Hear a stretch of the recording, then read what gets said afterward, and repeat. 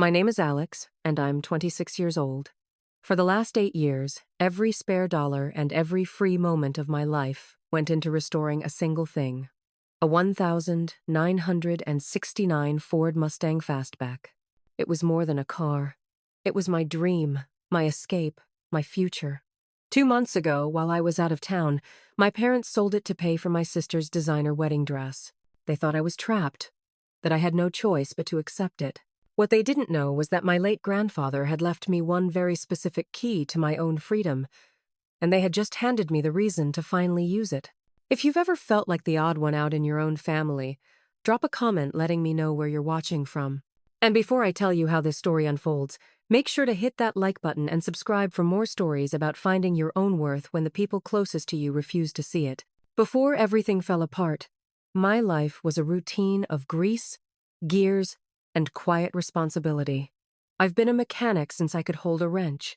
While other kids were playing video games, I was in our garage with my grandfather, learning the difference between a carburetor and a fuel injector. He was the one who instilled in me a love for classic American muscle. He'd say, "Alex, these cars have a soul. They're a piece of history you can touch and feel." He passed away when I was 16, but that passion he gave me became the bedrock of my life. I wasn't academically gifted like my younger sister Chloe, but I was good with my hands. I graduated from a top trade school with certifications in automotive technology and landed a job at a respected local restoration shop. I was proud of my career. It was honest, skilled work. My family, however, saw it differently. To my parents, Mark and Susan, I was the reliable, low-maintenance son. The good kid who never caused trouble, which, in our family, was code for the kid who could be safely ignored. Chloe was the star. She was 2 years younger, effortlessly charming, and had a talent for making her every desire seem like an urgent, non-negotiable need. She was the golden child, in every sense of the term. Our family dynamic was a simple, unspoken contract. I was the support structure, and Chloe was the main event. This wasn't just a feeling. It was a proven fact, reinforced year after year. I remember when I was 18, I'd been working a grueling summer job, saving every penny to buy a professional-grade tool chest for the garage. I had just over $1,000 saved up. One evening, Chloe came home in tears because all her friends were going on a last-minute trip to Mexico for spring break, and she didn't have the money. The next morning, my cash was gone from the envelope in my desk drawer. When I confronted my parents, my mother didn't even try to deny it. "Chloe needed it more, Alex," she said, as if it were the most logical thing in the world. "It's just a toolbox. This is an experience she'll remember forever." My dad patted me on the shoulder, a gesture meant to placate, not to apologize. "You can always earn more money, son. Family helps family." But family only ever seemed to flow in one direction. Chloe went to Mexico, and I bought my tools on a payment plan over the next year. This pattern became the background noise of my life. I was the family's on-call mechanic, fixing their cars for free, saving them thousands of dollars over the years. I was the one who quietly took over paying the utility bills when my dad's hours were cut at his job, never asking for it back. My contributions were accepted as my duty, while Chloe's were celebrated as achievements. Her getting a B+ on a college paper would be cause for a celebratory dinner, while my promotion to lead technician at the shop was met with a distracted, "Oh, that's nice, honey." The one thing that was truly mine was the Mustang. I found it when I was 18, a rust bucket shell sitting in a farmer's field. It was a wreck, but I saw what it could be. I paid the farmer $1,500, my entire savings at the time, and had it towed to our garage. That car became my sanctuary. Over the next 8 years, I poured my heart, soul, and most of my income into it. I rebuilt the engine with my own hands. I learned how to do bodywork, sanding and smoothing until the panels were perfect. I spent months researching to find original parts. It was a slow, painstaking process, a testament to my patience and dedication. My parents called it Alex's greasy hobby, something that kept me occupied in the garage and out of their way. Chloe openly mocked it. "Why are you wasting all your money on that piece of junk?" she'd ask, wrinkling her nose at the smell of oil. "You could buy a new car for what you've spent on that thing." They never understood. The car wasn't just metal and paint. It was a promise I had made to myself. It was the physical manifestation of my hard work, a symbol that I could create something beautiful and powerful from nothing. By the time I was 26, it was nearly finished. The body was painted a deep, midnight blue, so polished you could see your reflection in it. The chrome gleamed. The rebuilt 302 V8 engine roared to life with a turn of the key.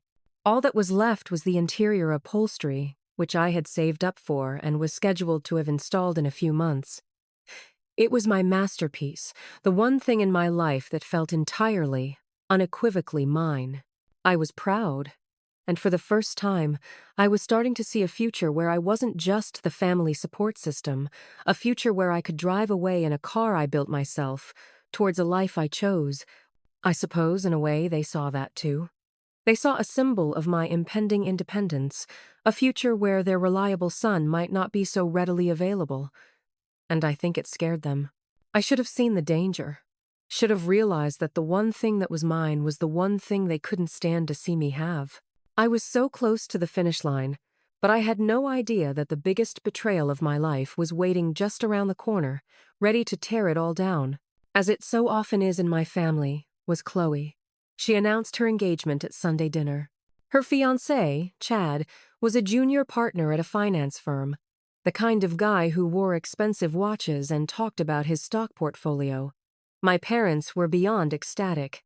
This was everything they had ever wanted for their daughter. A wealthy husband, a life of comfort, and a wedding that would be the talk of their social circle. The engagement ring was a blinding rock that my mother couldn't stop admiring.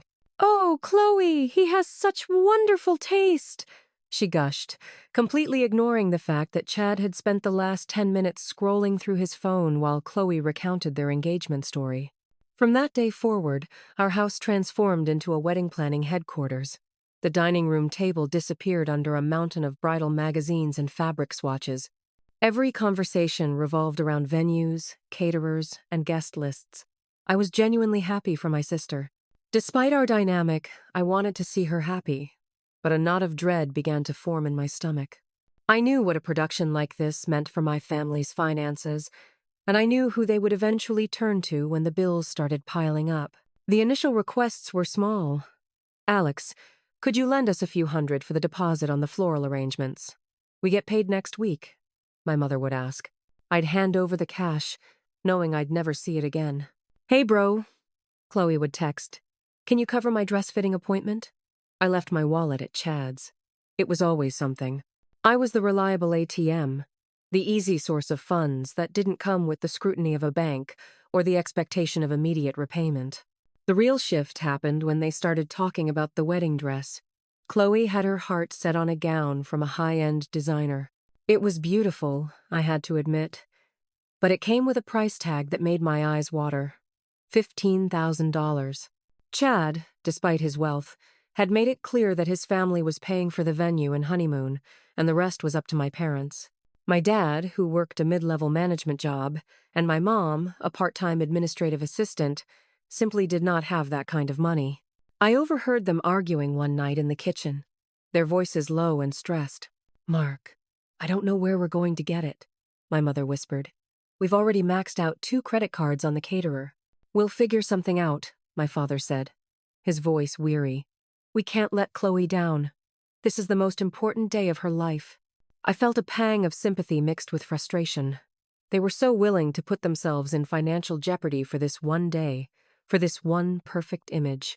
A few days later, my dad approached me in the garage while I was polishing the chrome on the Mustang's grille. He stood there for a long time, just watching me.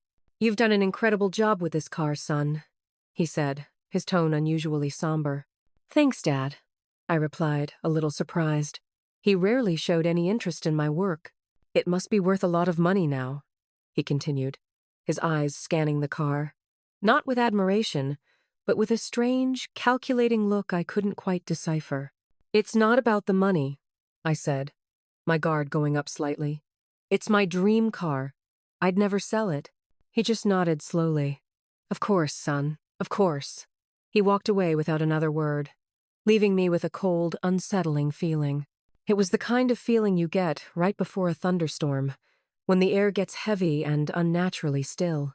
My initial reaction was one of hope. Maybe he was finally seeing the value in my passion. But the look in his eyes told a different story. It wasn't the look of a proud father. It was the look of someone who had just found a solution to a very expensive problem. I tried to shake off the feeling, telling myself I was being paranoid. They wouldn't. They couldn't. It was my car. My dream. But the seed of doubt had been planted, and I was about to find out just how little my dreams mattered when weighed against my sister's desires. In the weeks following that strange conversation with my dad, the pressure in the house became suffocating. The wedding was no longer a happy event to look forward to. It was a looming financial monster, and I was its intended meal. The small requests for money stopped, replaced by a tense silence and a series of increasingly brazen actions that made it clear I was no longer a son, but a resource to be exploited. The first incident was the garage. It had always been my space, a fact respected even by my dad. My tool chests, my workbench, the Mustang, they were the rulers of that domain. One Saturday, I came home from work to find half of my space had been commandeered. Piles of wedding invitations, boxes of party favors, and several large, hideous floral arrangements were stacked against the wall, encroaching on the area where I worked on the Mustang. My professional automotive diagnostic scanner, a piece of equipment that had cost me $2,000, was being used as a coaster for my mom's iced tea. I felt a hot flash of anger. "What is all this?" I asked, trying to keep my voice even as I moved her drink. "We just needed some space to organize, Alex," my mother said without looking up from addressing an envelope. "You have this whole garage to yourself. It's only fair you share a little."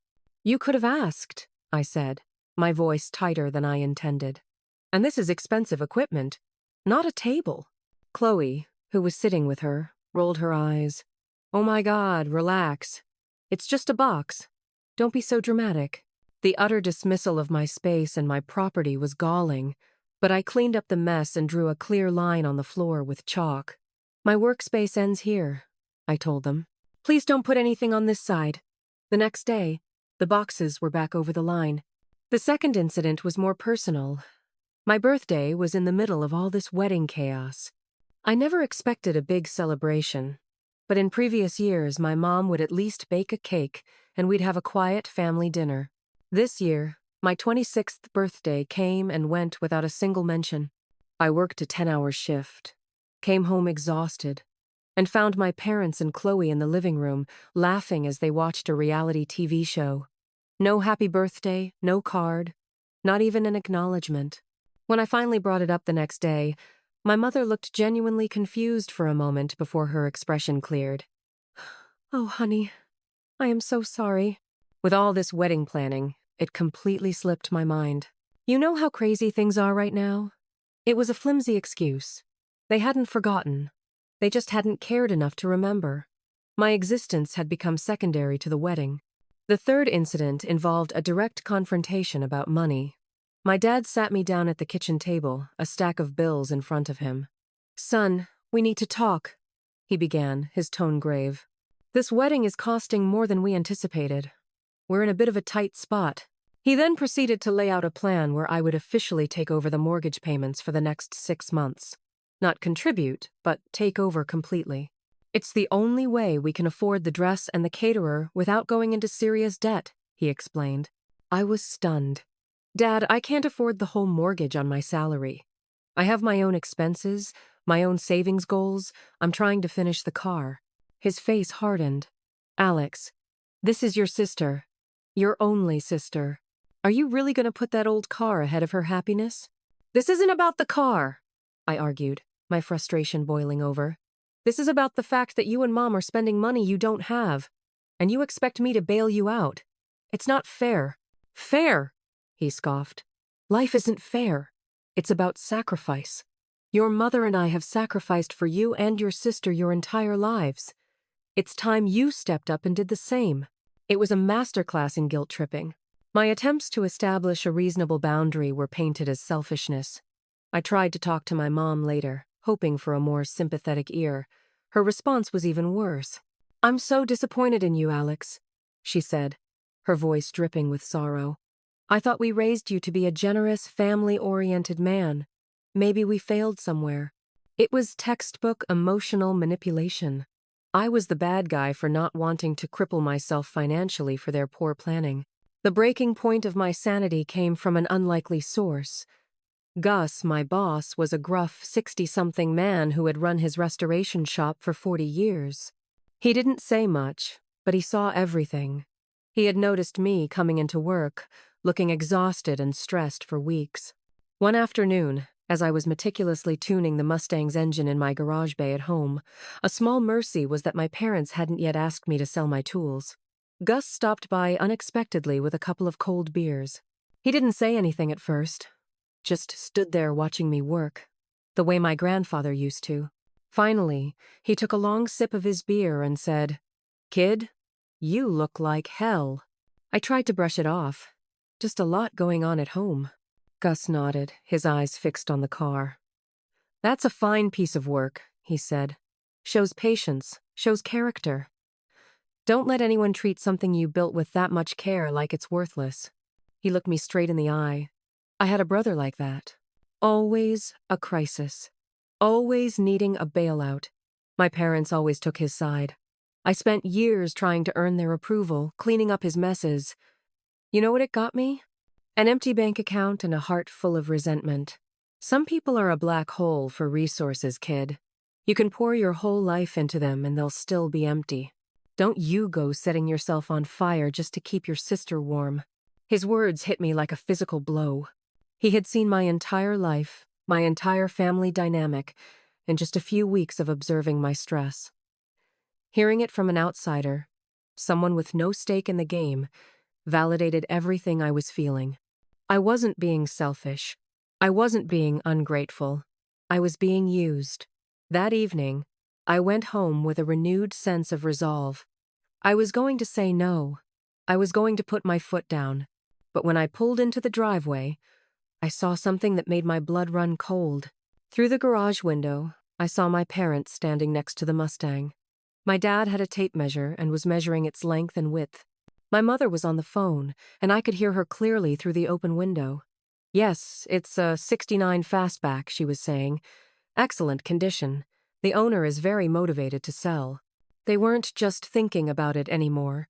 They were actively trying to sell my car, my dream, my soul. And I knew, with a certainty that terrified me, that I had to do something drastic before it was too late. The realization that my parents were actively trying to sell my car sent me into a quiet panic. For the next few days, I was a nervous wreck, guarding the garage like a hawk. I took the keys with me everywhere, even to bed. I considered taking the distributor cap off so the car couldn't be started, a classic old-school trick. But I knew it was just delaying the inevitable. The real problem wasn't the car's security. It was my family's complete and utter disregard for me. The final irreparable blow came not with a bang, but with a calculated, quiet act of betrayal. I had been saving up for months to attend a specialized weekend workshop on advanced engine tuning, 3 hours away. It was a big opportunity for my career, taught by one of the legends in the restoration industry. I had told my family about it weeks in advance. I left early on a Friday morning, feeling a sense of relief to be getting away from the oppressive atmosphere of the house, even if only for 2 days. Before I left, I gave the Mustang one last look. It sat there under the garage lights, my proudest accomplishment. I felt a pang of anxiety leaving it behind, but I pushed it down. They wouldn't dare, I told myself. Not while I'm gone. They wouldn't be that cruel. I was so naive. The workshop was incredible. I learned more in 2 days than I had in the past year. I came back on Sunday evening feeling energized and inspired, my mind buzzing with new techniques I wanted to try on the Mustang. I pulled into the driveway around 8 p.m., the house dark except for the warm glow of the living room light. As I walked towards the house, I hit the button on my garage door opener. The door rumbled upwards, revealing the space inside. And it was empty. For a moment, my brain couldn't process what I was seeing. The space where the Mustang should have been was a stark, vacant square of concrete. A few dark oil stains on the floor were the only evidence it had ever been there. A cold, terrifying dread washed over me. I dropped my duffel bag and ran inside the house. My parents and Chloe were in the living room. They weren't arguing or looking stressed. They were celebrating. There was an open bottle of champagne on the coffee table. My mother was holding up a garment bag, and Chloe was looking at it with tears of joy in her eyes. They all looked up as I burst in, their happy expressions freezing when they saw my face. "Where is my car?" I asked, my voice dangerously quiet. My father stood up, trying to adopt his usual placating tone. "Now, Alex, don't overreact. We need to talk about this." "There's nothing to talk about." "Where?" "Island my car?" I repeated, each word sharp and heavy. It was my mother who answered, her voice brimming with a disturbing kind of pride. "We sold it, honey. A collector from the city made us a wonderful offer. He came and picked it up yesterday." I stared at her, the world tilting on its axis. "You sold it?" "Yes," Chloe exclaimed, jumping up. She unzipped the garment bag to reveal a monstrosity of white lace and silk. "And now I can get my dress. Isn't it perfect, Alex? Your car made this possible." She was smiling. They were all smiling. They had taken the one thing I loved, the culmination of 8 years of my life, and they had melted it down to buy a dress. A dress that would be worn for one day. They saw my stunned silence not as shock or pain, but as an invitation to justify their heinous act. "It was for the best, son," my dad said, stepping forward. "You were getting too obsessed with that thing. It was just a car. This is your sister's future, her happiness. We got $20,000 for it, more than enough for the dress and some other expenses. 20,000. I had sunk over 40,000 in parts alone over the years, not to mention thousands of hours of my own labor. The car, fully restored, would have been worth closer to 70,000. They hadn't just sold my dream, they had sold it at a bargain price to the first person who waved cash in their face. "You had no right," I whispered, the words catching in my throat. "I have every right." My father's voice boomed, his placating demeanor gone. "That car was in my garage, under my roof. As long as you live here, you follow our rules. And our rule is that this family comes first." "The family?" I asked, a bitter, humorless laugh escaping my lips. "You mean Chloe comes first. That's the only rule there has ever been." My mother stepped between us, her face a mask of wounded sincerity. "That's not true, Alex. We love you both equally, but a wedding is a once-in-a-lifetime event. A car is just a thing. You can get another one." That was it. That was the moment something inside me shattered. The years of being second best, of being the convenient afterthought, of my passions being dismissed as greasy hobbies, all of it coalesced into a single, blinding moment of clarity. They didn't see me. They had never seen me. They saw a tool, a resource, a supporting character in the grand drama of Chloe's life. And in that moment, the grief and betrayal didn't turn to rage. It turned into something colder, quieter, and far more dangerous. Resolve. I looked at their smiling, self-satisfied faces, looked at the dress that had been bought with the soul of my car, and I felt nothing but a profound, chilling emptiness. I turned without another word and walked to my room, their confused calls following me down the hall. They thought they had won. They thought they had taken the last thing I had. They had no idea that by taking my car, they had just given me the one thing I truly needed. A reason to finally leave, and a justification for what I was about to do next. I didn't sleep that night. I just sat on my bed, the echo of the empty garage ringing in my ears. The betrayal was so profound, so complete, that it had short-circuited my ability to feel rage or sorrow. All I felt was a strange, icy calm. My parents thought they held all the cards. They believed I was financially dependent on their generosity of providing a roof over my head, that I had no other options. They had always underestimated me, and they were about to learn just how significant that miscalculation was. The next morning, I called in sick to work. I packed a small overnight bag, and as I walked through the living room, my mother tried to stop me. "Alex, where are you going? We need to talk this out." "Don't be so emotional." "I'm not being emotional," I said, my voice flat and devoid of any feeling. "I'm being practical. I'll be back tomorrow. I walked out before she could reply, leaving her standing there with a bewildered look on her face. But I wasn't driving to a friend's house to blow off steam. I wasn't going to a cheap motel to lick my wounds.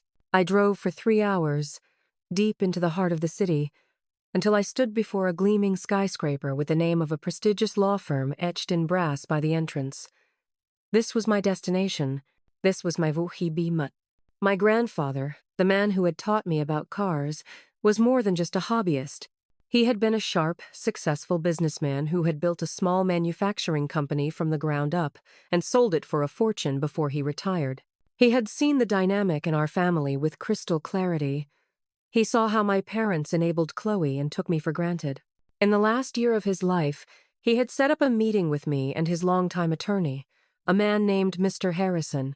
I was only 16 at the time. In that meeting, he explained that he was leaving the bulk of his estate to charity, but he had created a separate, private trust just for me. It wasn't a simple inheritance. It came with a very specific, and I now realized, brilliant condition. The trust, which contained a sum of money that had seemed astronomical to my teenage self, was locked. I couldn't access it until one of two conditions were met. Either I turned 30, or, as the legal document stated, upon the determination by the executor, Mr. Harrison, that Alex has demonstrated a clear and irreversible intent to establish a life fully independent of the financial and emotional influence of his parents. My grandfather had looked me in the eye that day and said, "Kid, I'm not giving you a safety net. I'm giving you an escape hatch. When the time comes that you need to stand on your own 2 feet, really stand on them. This will be there for you. But you have to be the one to make the leap." I walked into Mr. Harrison's office, and he greeted me with a sad smile. He was in his late 60s, with kind eyes and a sharp mind. "Alex," he said, shaking my hand firmly. "I was sorry to hear about your grandfather. He was a good man. I've been waiting for your call." I spent the next hour laying out the entire story.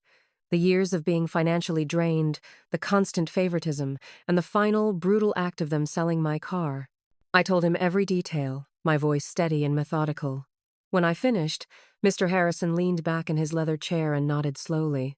"Your grandfather saw this coming," he said quietly. "He didn't know the specifics, of course, but he knew the pattern. He knew that one day they would push you too far." He opened a file on his desk. "Their action of selling your primary asset, a project you have invested in for 8 years, to fund your sister's discretionary spending, without your consent, constitutes a severe act of financial and emotional overreach." He looked at me over the rim of his glasses. "In my legal opinion as executor of the trust, you have more than met the condition. The irreversible intent to establish an independent life is no longer an intent. It is a necessity. The funds are yours, Alex." He then slid a second envelope across the desk. It was thick, creamy paper, with my name written in my grandfather's familiar, strong script. "He left this for you as well," Mr. Harrison said, "to be opened when the trust was unlocked." With trembling hands, I opened the letter. "My dearest Alex, if you are reading this, it means the day has come. I'm sorry I'm not there to see you through it, but know that I am proud of you. I always knew you had a backbone of steel under that quiet exterior. Your parents, my son and his wife, are not bad people, but they are weak in a way. They are blinded by their idea of what your sister should be, and they have become complacent in what you are, responsible, capable, and far stronger than they know.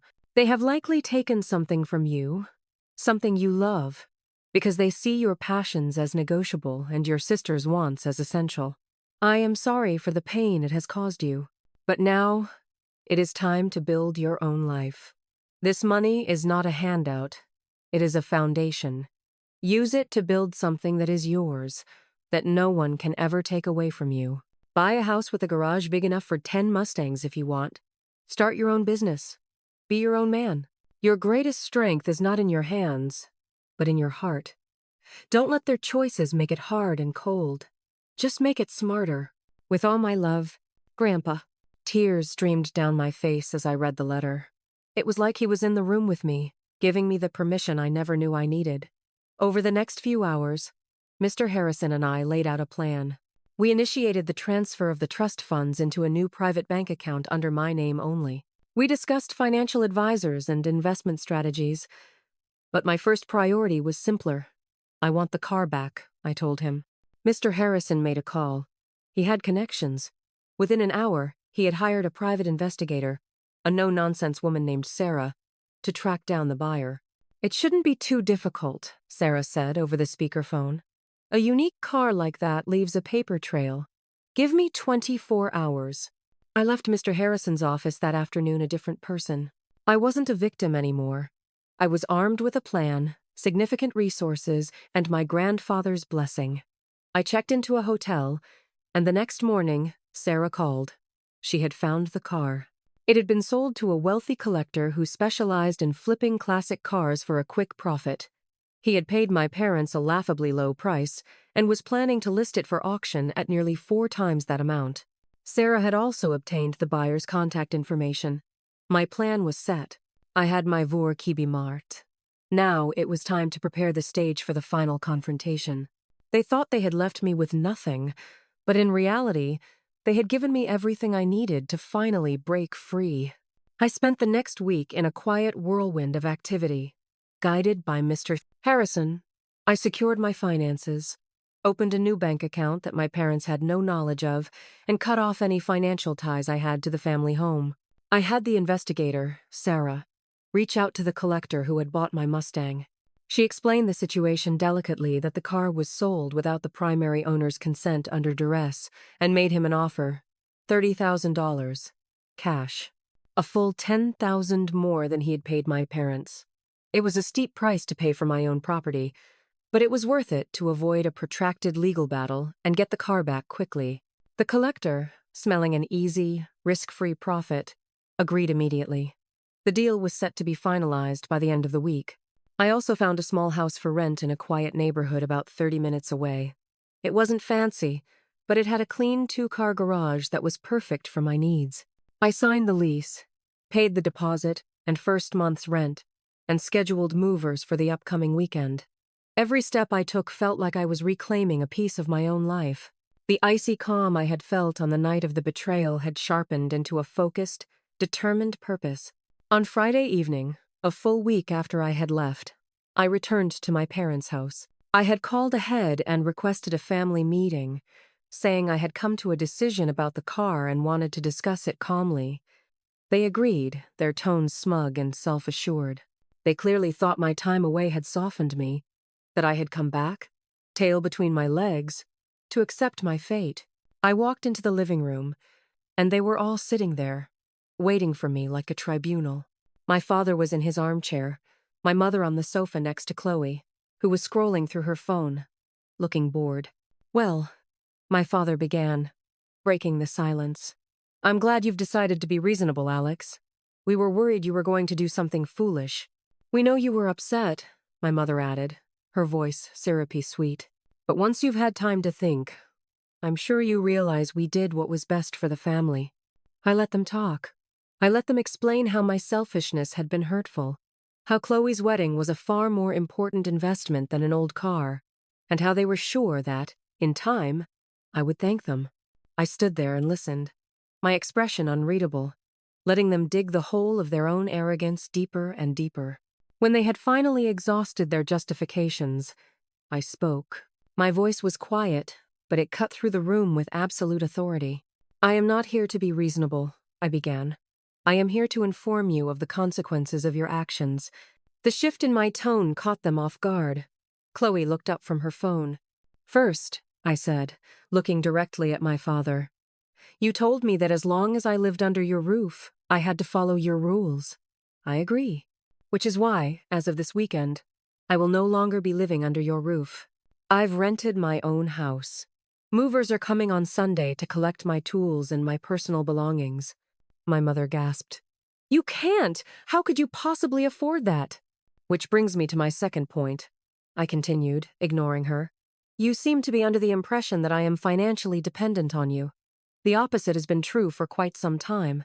I have been covering the utilities in this house for 2 years. I have been your free mechanic for 8. That support ends today. But you don't need to worry because you received a nice $20,000 windfall from selling my car. I'm sure that will cover things for a while. Now, Alex, that money is for the wedding. My father blustered, his face turning red. Ah, yes. The wedding, I said, turning my gaze to Chloe. The $15,000 dress. I hope it brings you a lifetime of happiness, Chloe, because it has cost you your relationship with your brother. Don't be so dramatic, she scoffed, though she looked shaken. It's a car. No, I said, my voice dropping lower. It was more than a car, and you're about to find out how much more. I took a deep breath. This was the moment. You see, you all seem to have forgotten about Grandpa. At the mention of their father, my dad and Mom exchanged a confused look. Grandpa was a wise man, I said. He saw this family for exactly what it island.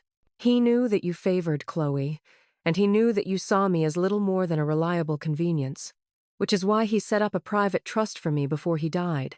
The air in the room went still. I could see the gears turning in their heads, the greed starting to flicker in their eyes. He left it locked, with a specific condition, I explained. It would only become available to me if I demonstrated a clear intent to become fully independent of you. By selling my car, my most significant personal asset, without my consent, you didn't just betray me. You fulfilled the legal requirements of my grandfather's trust. You handed me the key. The executor released the funds to me this week.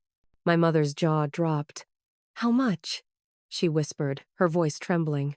That, I said, is no longer any of your business. But let's just say it's enough for me to build my own life, on my own terms, without ever needing a single thing from you again. The silence that followed was deafening. Their faces were a grotesque mixture of shock, fury, and naked, desperate greed. They had thought they were cashing in on a $20,000 asset.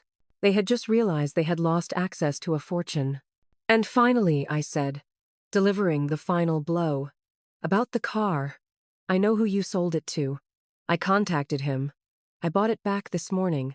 I pulled a piece of paper from my pocket, the new title, with my name and my new address clearly printed on it. It's parked at a secure facility, waiting for me to pick it up on Monday. You didn't just sell my dream. You sold it at a loss. My father finally exploded. You ungrateful brat!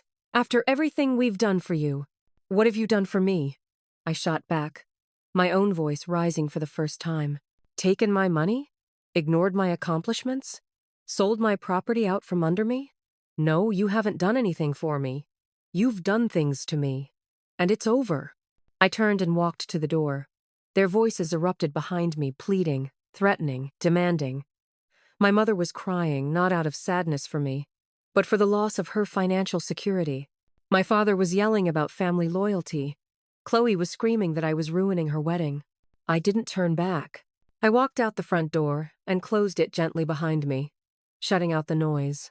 As I walked to my truck, I could hear their panicked shouts through the door, but for the first time in my entire life, their words had no power over me.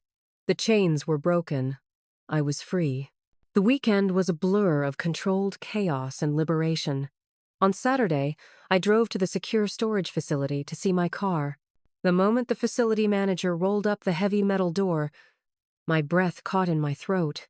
There she was, the ghost. She looked the same, but I could feel the violation, like a treasured possession that had been handled by thieves. I ran my hand over the cool midnight blue fender. I got you back, I whispered to the empty garage. I'm sorry. It'll never happen again. It felt less like reclaiming a car and more like rescuing a part of my own soul. On Sunday, the movers I hired arrived at my parents' house. It was an awkward, tense affair. As I had anticipated, my parents were difficult. My father tried to argue that my professional tool chests were family property because they were in his garage. My mother tearfully tried to block the movers from taking the bed from my room, claiming I was emptying the house. But I had come prepared.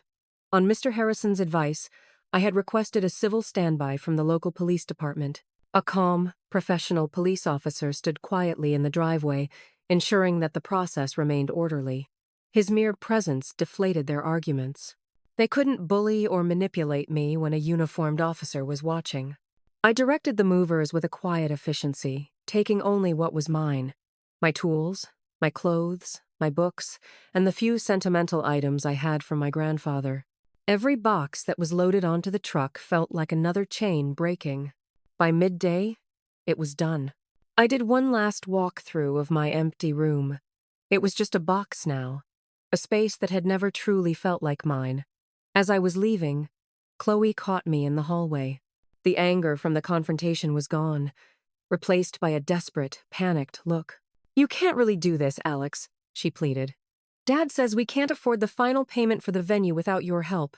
You're going to ruin my wedding." I looked at my sister, at her beautiful, tear-streaked face, and for the first time, I didn't feel anger or resentment.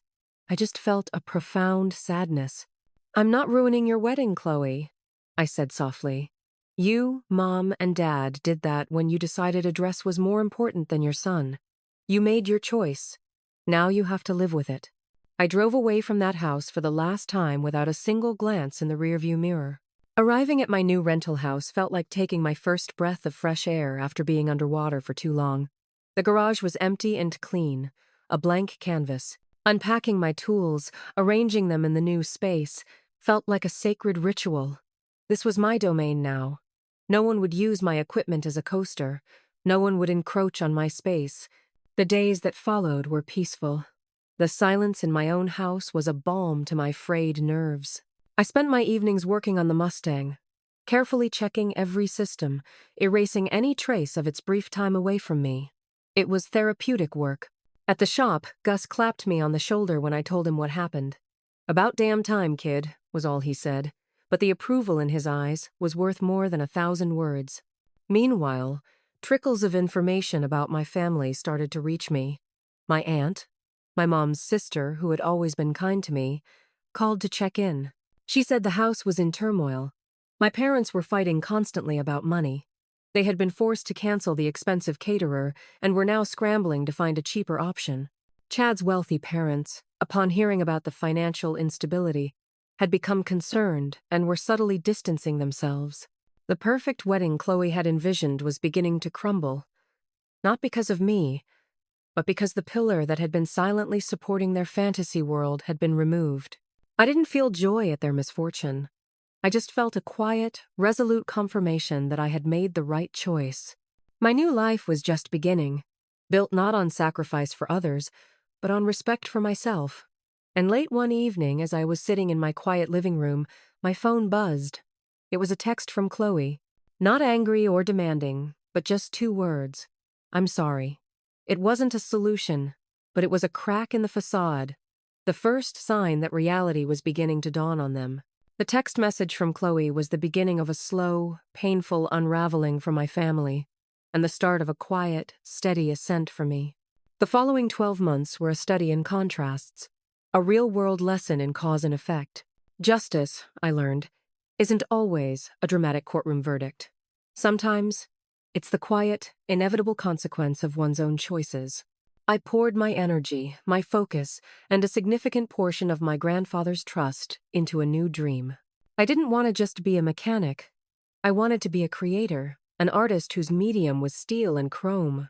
With Gus's blessing and mentorship, I used the capital to open my own restoration shop. I called it Legacy Motors, a name that was a constant tribute to the man who had given me both the passion and the means to pursue it.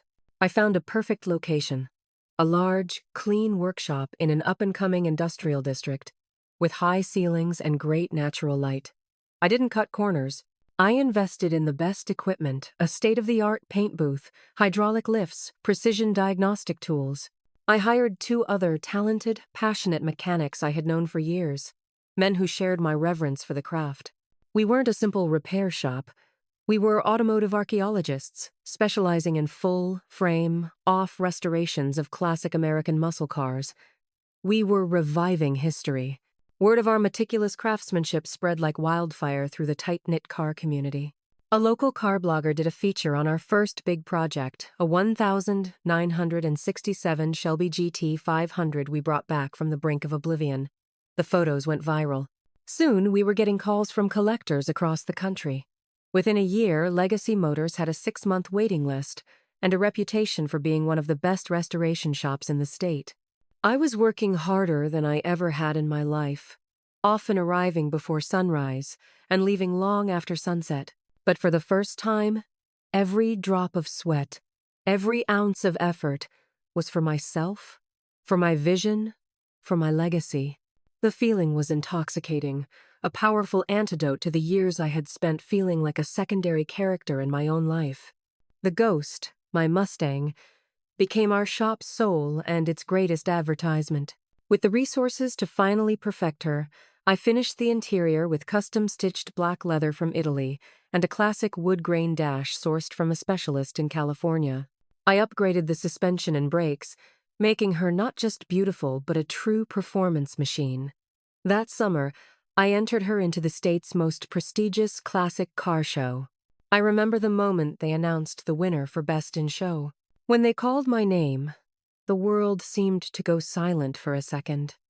I stood there, the massive silver trophy in my hand, looking at the car gleaming under the convention center lights.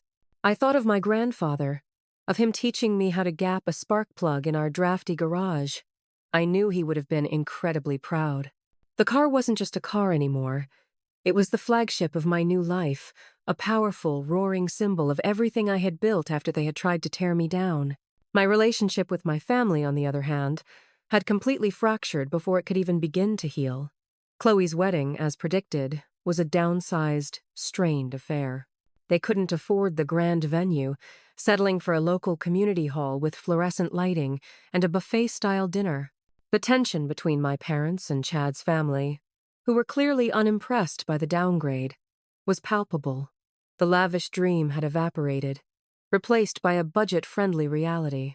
I was not invited, a decision that, I later learned from my aunt, was made by my parents to avoid drama and the awkward questions my absence would have raised. I felt a brief sting of sadness, not for missing the event, but for the finality of the exclusion. They had chosen to erase me rather than face the consequences of their actions. Chloe and Chad's marriage was rocky from the start, a house of cards built on the flimsy foundation of image and financial expectation. When that foundation crumbled, they found they had very little else in common. My aunt told me they were constantly arguing about money. Chad openly resented my parents for not delivering the lifestyle he felt he had been promised, and Chloe resented him for his coldness and lack of emotional support. They separated just before their first anniversary, the $15,000 dress now a bitter souvenir of a failed fantasy. My parents were forced to face the consequences of their financial recklessness. Without my contributions to the household, the numbers simply didn't add up. They struggled to keep up with the mortgage and their mounting credit card debt. My father, a man who had always taken pride in his weekends off, had to take on a second part-time job stocking shelves at a grocery store. My mother, who had always looked down on my blue-collar work with a kind of gentle disdain, was now working full-time as a receptionist at a dental office. The stress took a visible toll on their health and their relationship. The laughter in their house died down. There were no more celebrations, no more grand plans, just the quiet, grinding reality of living within their means, a concept they had avoided for decades by using me as their buffer. About 6 months after I left, Chloe showed up at my shop unannounced. She looked tired and much older than her years, the designer handbag she carried looking out of place in the grease and metal environment. She stood in the doorway for a long time, just watching me work, before I noticed her. She apologized. A real, heartfelt apology this time, not a manipulative tactic. She admitted her jealousy, her entitlement, and her willing participation in the betrayal. "I just always thought everything should be easy for me," she confessed, tears welling in her eyes. "You were always the responsible one, the strong one, so I just assumed you could handle it. I never stopped to think about what it was costing you." It was the first truly honest conversation we'd ever had. I didn't offer forgiveness immediately, the wound was too deep for that, but for the first time, I saw a flicker of the sister I could have had. I offered a path forward. I told her I would be open to building a new relationship, one based on honesty and mutual respect, not on the old, toxic dynamic. We started meeting for coffee once a month.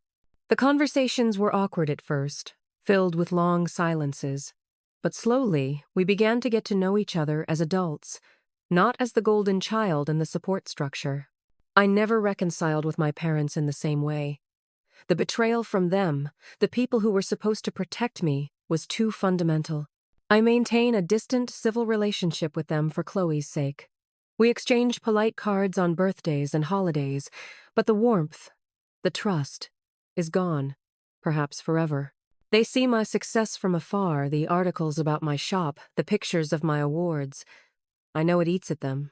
They lost more than a son. They lost their safety net, their scapegoat, and their sense of control. As I stood in my bustling workshop one afternoon, the roar of a V8 engine, a symphony in the background, I looked over at the Best in Show trophy sitting on my office shelf next to a framed photo of my grandfather. The worst day of my life, the day I came home to that empty garage, hadn't been an ending. It had been a violent, painful, and absolutely necessary recalibration of my entire world. It was the day I finally stopped being their son and started being my own man. Looking back on that tumultuous period of my life, it's easy to see the chain of events with perfect clarity. The pain, the betrayal, the confrontation, it was all a necessary demolition of a life that was built on a faulty foundation. For years, I had operated under the assumption that family was an unconditional obligation, that my role was to give, to support, and to sacrifice, regardless of the personal cost.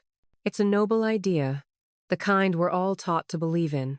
But I learned that unconditional love should not be confused with unconditional tolerance for disrespect. I thought that by being the good son, the responsible one, the one who never complained, I would eventually earn the respect and validation I craved. I thought my quiet contributions would one day be seen and appreciated. But the biggest and hardest lesson I learned was that you cannot force someone to see your worth. If they have already cast you in a supporting role in their own story, no amount of sacrifice will ever promote you to the lead in your own. My parents and sister didn't see my car as the culmination of 8 years of passion, skill, and dedication. They saw it as a liquid asset, a convenient solution to a problem they had created through their own vanity and poor planning. They didn't see me as a man with his own dreams and his own future. They saw me as a resource, a utility. The sale of the Mustang wasn't the cause of our family's collapse. It was merely the final, undeniable symptom of a sickness that had been festering for decades. It was the moment the mask dropped, revealing that their love was conditional, transactional, and ultimately self-serving. My grandfather's letter sits framed on my desk, and I read it often, especially on tough days. His words, "Don't let their choices make it hard and cold. Just make it smarter," became my mantra. Walking away wasn't an act of anger or revenge, though those feelings were certainly present at first. In the end, it was an act of intelligence. It was an act of self-preservation. It was recognizing that the definition of family isn't just about blood or shared history. It's about respect. It's about seeing each other's passions not as frivolous hobbies or negotiable assets, but as essential, beautiful parts of who they are. It's about building each other up, not using each other for parts to fix your own broken dreams. The money from the trust was the tool, the catalyst that made the escape possible, but the real power came from the decision to use it. It was the decision to finally, definitively, stop setting myself on fire to keep others warm.